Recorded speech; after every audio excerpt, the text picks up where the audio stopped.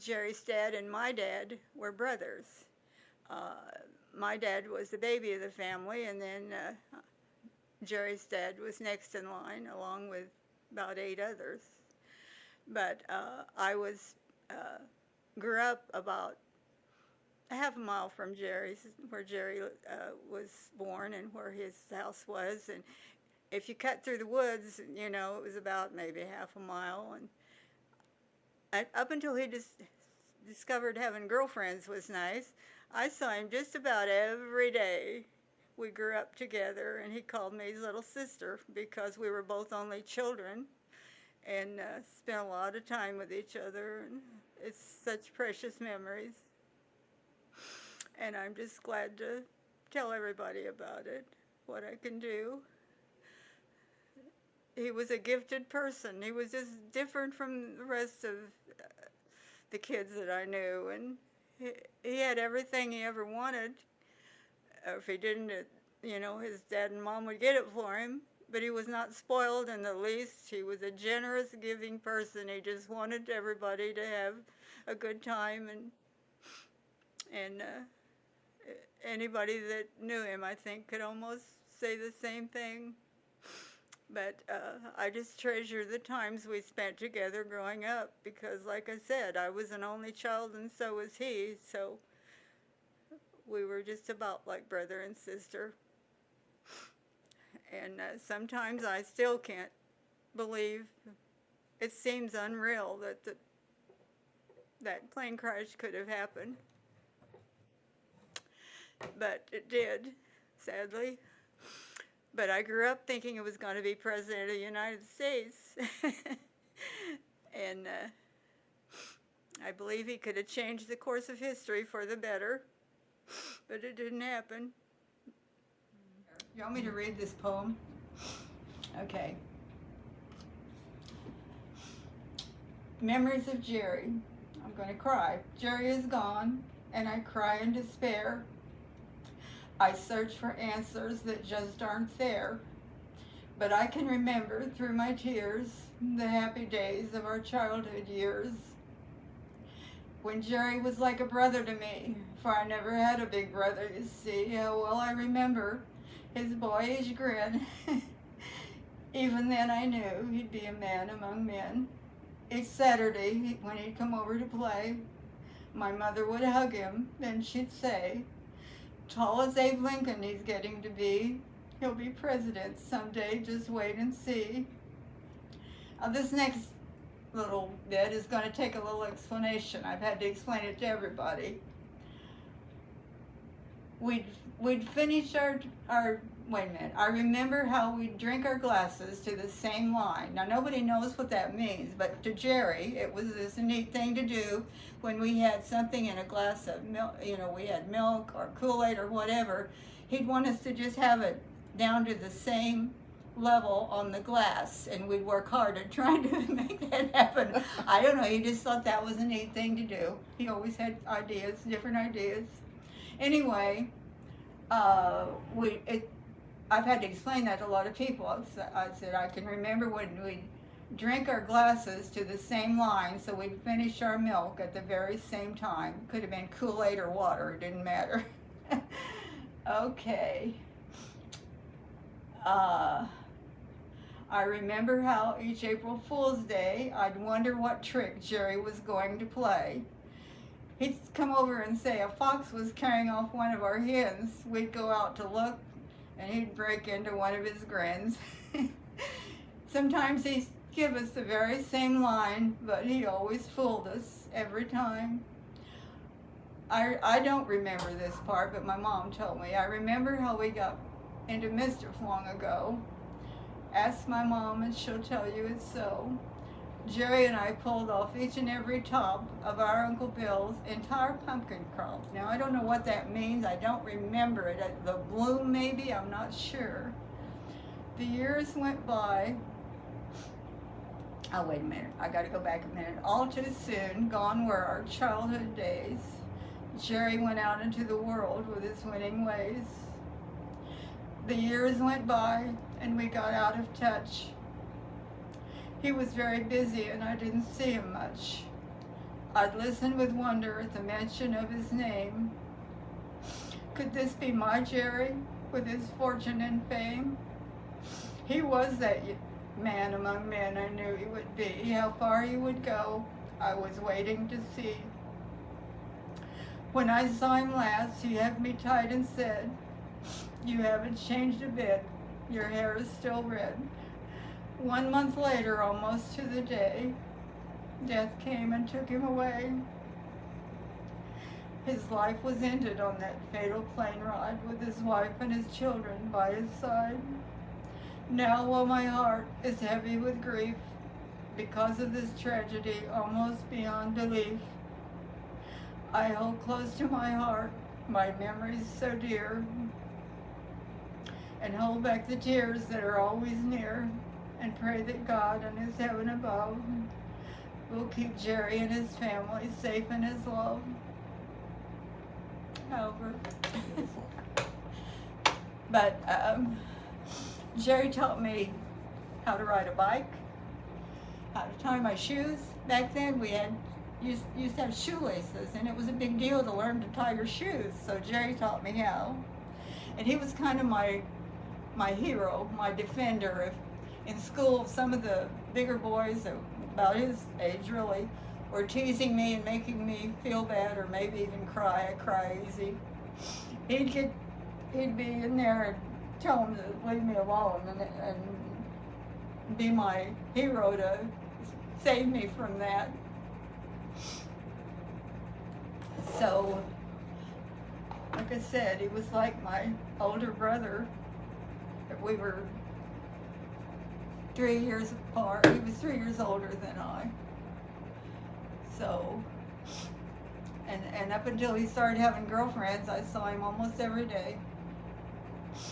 So it was a wonderful time in my life, but not so much in later years because of what happened. And I never ever, sometimes yet can't believe that actually happened. That plane crash shouldn't have happened.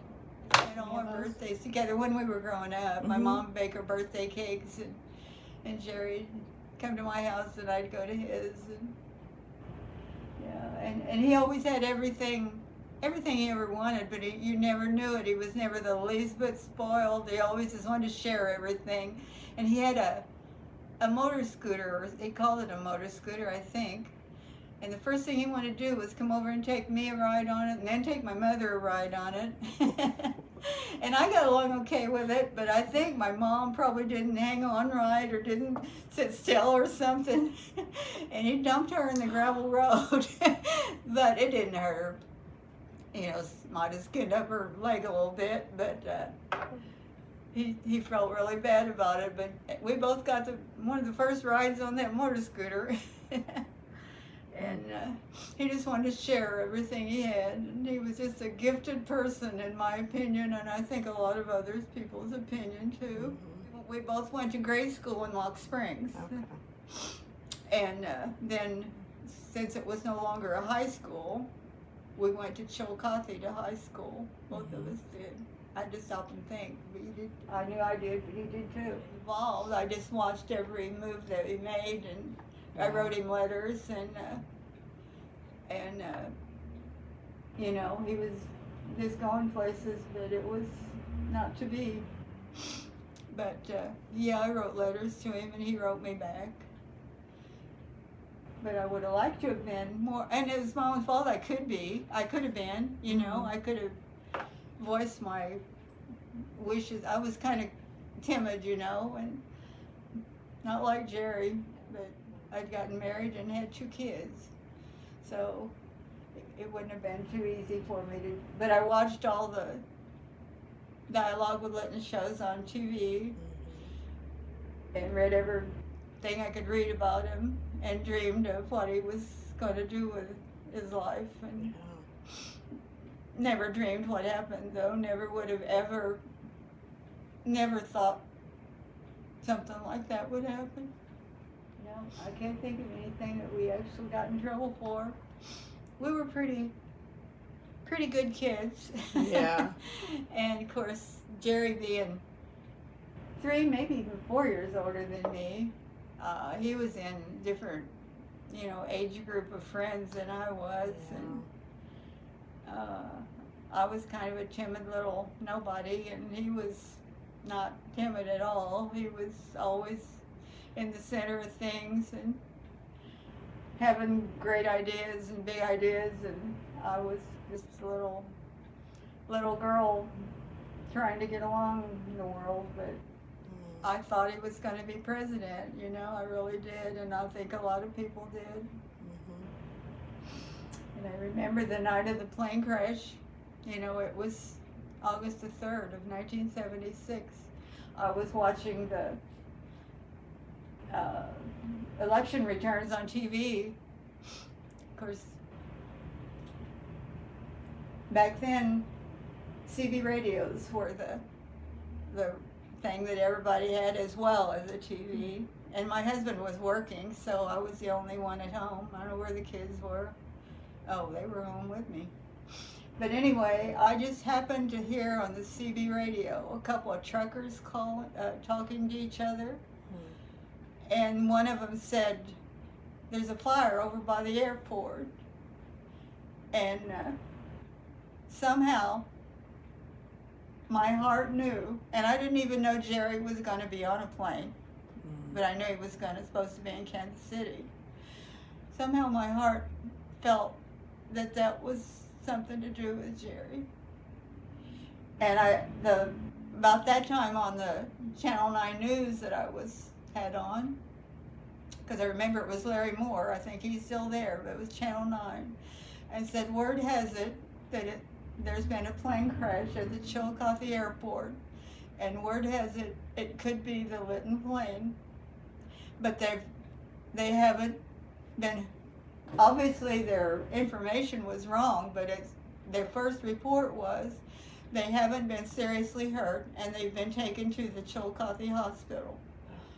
Obviously wrong, sadly, but my dad and my mom lived just 1/4 of a mile from me, and the first thing I did was take off in my car down to my dad's, and they had heard the same report.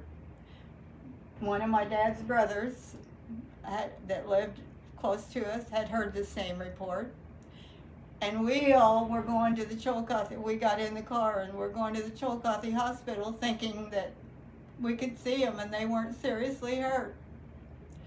When we got to the hospital, nobody would tell us anything. They said they couldn't give out any information. And eventually they had to tell us that they weren't there. And sadly we heard what had happened, and we went, the whole city of Chillicothe was just up and walking the streets, and almost it seemed like the whole town. It was other people had heard the same thing, I guess. But it was just a nightmare scenario is what it was. That's never over. Anyway, I don't understand why that had to happen, but it has, and anybody that knew him knew he was a different kind of person. He was always had the best ideas and the best way to do things, and he was always kind and generous. As far as I knew, that's the only side I ever saw of him. I think most people would say that. And I believe he could have, if he had gotten to be president, he could have changed the course of history for the better, because he had such wonderful ideas and such leadership qualities, and he just had what it would have took. And they said the plane crash was an accident. I mean, I guess it was ruled that it was an accident, but it almost seems too coincidental on the night he won that election by a landslide that had to happen. He was just my hero to the end.